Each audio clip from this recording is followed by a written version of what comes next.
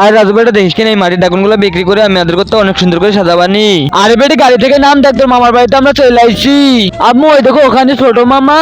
আব্বু ওই দেখো বুবু চলে আইছে। আরে হ বেটা তাদের করে পানি ঢাল, আমি হাতটা ধোই। আরে ঘরে থেকে বিস্কুট গুলা বাই কর তাদের করে।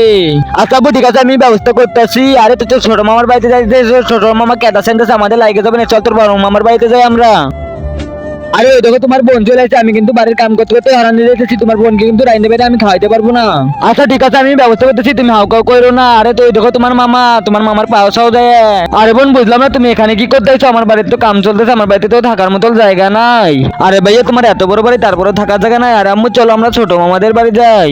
খেলা এই সাদা কালা সাবস্ক্রাইব বাটনটা টিপে দিয়ে সাবস্ক্রাইব করবে, তার মা বাবা যেন 100 বছর বেঁচে থাকে, আমি দোয়া করে দিলাম। আর যারা এই ভিডিওতে একটা লাইক আর একটা কমেন্ট করবে তাদের মনে আশা যেন পূরণ হয়ে যায়, আমি দোয়া করে দিলাম।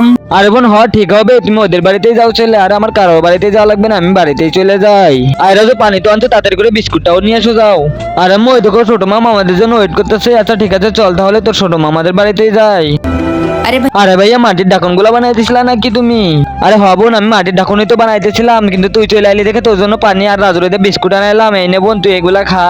আরে এত বড় লোক হয়ে কি লাভ, আমার বড় ভাই আমাকে একটু পানিও খাওয়ালো না, কিন্তু ছোট ভাই বিস্কুট আর পানি ঠিকই দিল, গরিব হইয়াও।